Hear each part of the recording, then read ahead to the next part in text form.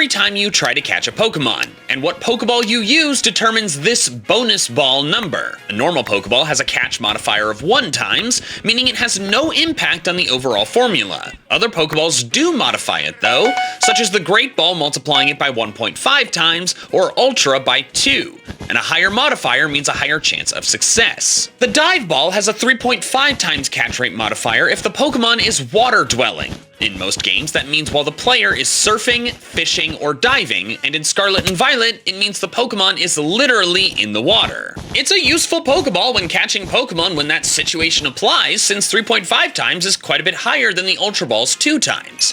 However, there are 2 reasons it made it onto this list. The first and less important reason is that in Gen 3 when the Dive Ball was introduced, it only worked underwater while diving. Do you know how many different wild Pokemon can be found underwater in Gen 3 Hoenn? It's 3. Chinchou, Relicanth, and Clamperl. A Dive Ball only helps you get a grand total of 6 Dex entries. This does not apply today though, so it's not that big of a deal. The second reason, the more significant one in my eyes, is that there's basically no reason to ever use a Dive Ball over a Net Ball.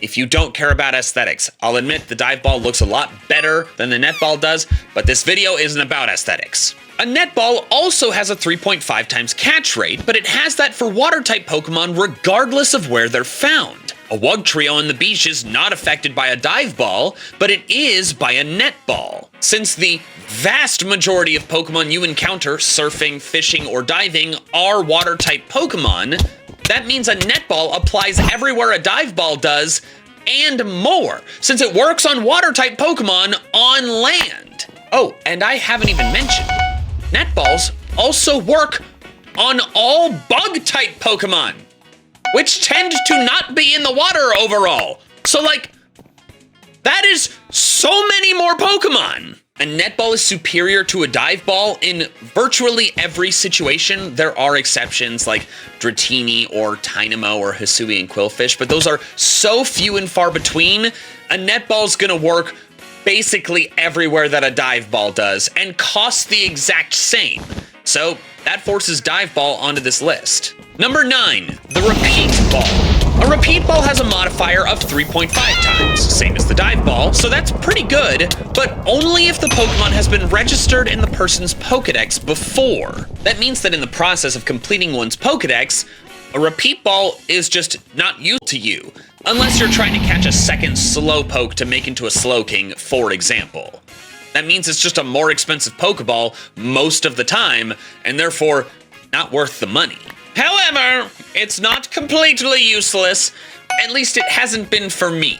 Throughout all of the John Michael Cup competitions I have with PM7 over on M&J TV Plays, we use a lot of Repeat Balls, since the competitions often involve catching a lot of Pokemon, and we're playing in games where we've completed the Pokedex. A Repeat Ball is usually our best bet if the Quick Ball fails. Another situation where the Repeat Ball could come in handy is when shiny hunting. Most of the time when you find a shiny Pokemon, and virtually every time if you're an avid shiny hunter with the shiny charm, it's a Pokemon you've caught before. If no other specific Pokeballs apply to the catching situation, and you don't care about what ball you get it in, a Repeat Ball is a very solid option to snag that shiny. But for the average player, once you catch a specific species, there will be few times you'll want to catch it again in the same game.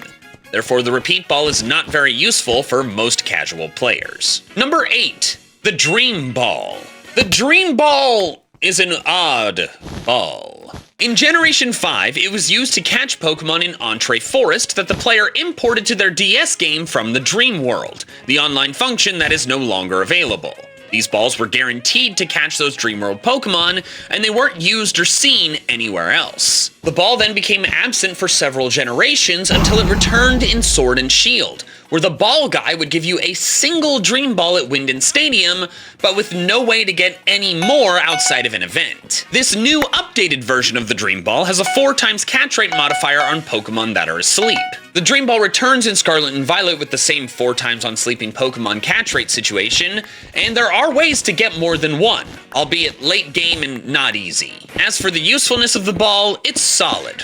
4 times catch rate is better than most, equal to a timer ball after 10 turns, and considering sleep is the status condition that improves catch chances the most, it combos well. The problem is that if you have no way to induce sleep in the target Pokemon, then a Dream Ball is only as good as a Pokeball, unless you're battling a Pokemon that has rest, but that's only very few of them.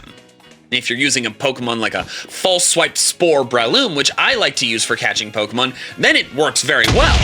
However, if you're trying to catch Pokemon with just your playthrough team, whether you have a sleep-inducing move kinda depends on your playstyle, and me personally, I don't most of the time, which means the Dream Ball doesn't work well for me most of the time.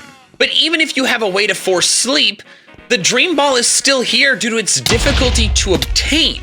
If you could just buy it in any mart, I don't think it would be on this list, but it's exceedingly difficult to get. Very limited in Gen 8, very late game in Gen 9, and all it can do is tie a timer ball. I don't see why you'd go to all that effort if you don't care about the looks. Number 7, the Level Ball. I think the Level Ball looks pretty cool, even despite the L being rotated making it look like a V. The Level Ball works based on how the target Pokemon's level compares to the Pokemon you're using. If your Pokemon is the same or lower level than the wild one, a Level Ball is just a regular Pokeball.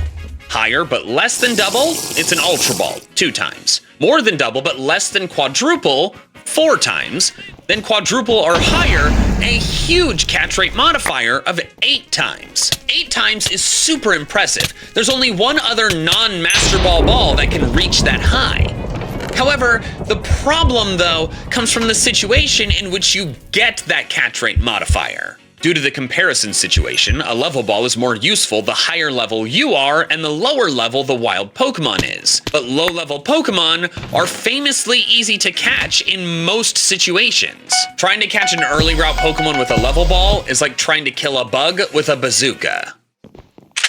Level Balls are also difficult or impossible to obtain in most games, and are often found late. This hurts their viability since in modern Pokemon games, late-game Pokemon you encounter will be up in the 60s or 70s, meaning it's impossible to get to double their level, which means a Level Ball is just an Ultra Ball at best. A Level Ball could be great for a shiny you happen to find on an early route, but practically, they're not worth the effort to obtain. Number 6, the Nest Ball. The Nest Ball is another Pokeball that cares about the level of the Pokemon that you're trying to catch. However, it differs from the Level Ball because it does not care what your Pokemon